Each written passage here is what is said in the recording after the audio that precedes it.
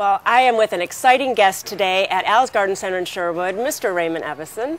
Good morning. Good morning, and thank you so much for joining us, and thanks to Timber Press. And they are the publisher of your new book called Clematis for Small Spaces, and you're on a book tour right now. That's right. This is almost my last day before I go back home. So yes, it's been an exciting last 3 weeks. Oh, well, that's great. Well, you know, I think many of us have clematis in our yards, but this book is just a little bit different because you're talking about clematis that grows smaller and could be in containers or in a smaller garden, which is really what's going on in the garden world these days. Yes, the idea of the book was very much to help people with smaller gardens. As you know, some people are sort of downsizing, I think you call it. Other people live in cities or in towns, or they have small gardens because they don't have time to cultivate a larger garden.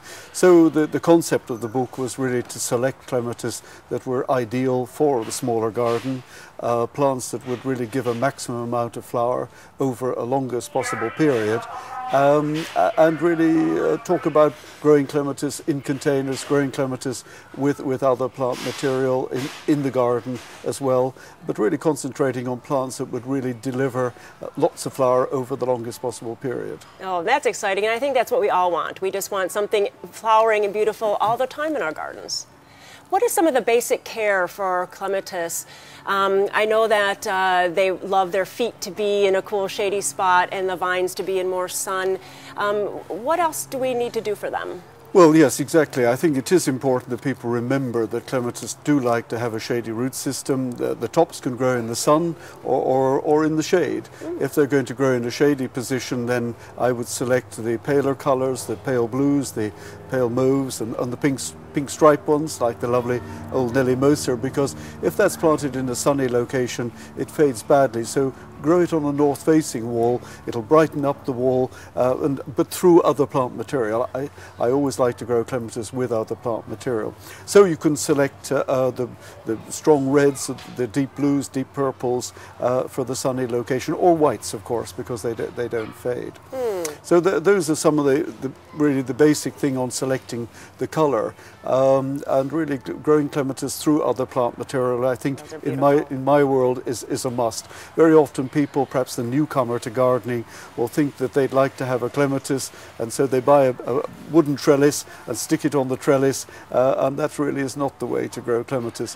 When I've been fortunate enough to be out in the wild in China or Japan or even the United States, the best clematis species have got their feet down under something and then they're growing up through other plant material. So we can learn from nature in that way. Ah, that makes so much sense.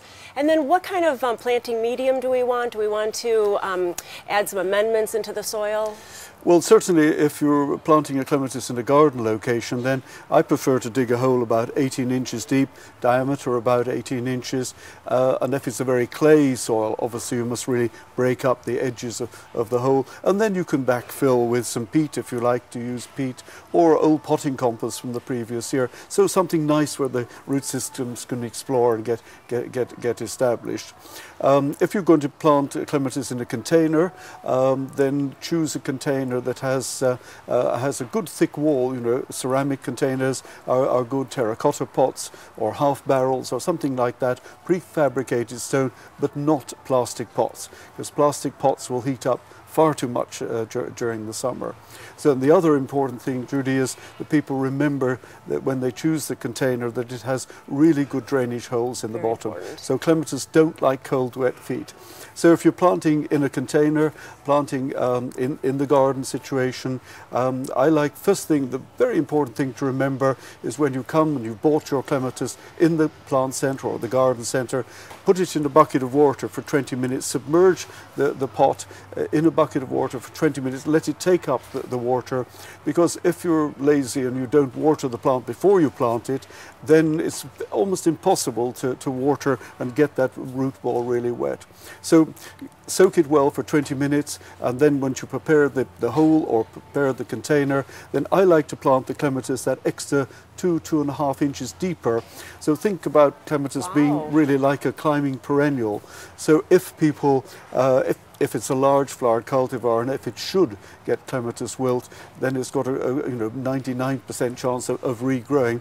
Or if it gets chewed by mice or something like that. Sure. So that is much better. And with the new clematis that are available today, they're pruned many times before they're sold in garden centres. So that extra depth of planting, and then plant other plant material around them to shade the root system.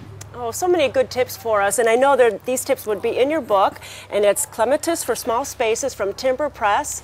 And I know that Al's Garden Center will be having some of the plants, so please call Al's or email them for when those plants come into stock. Thank you so much for joining us today. Pleasure. We so appreciate it. Thank you very much.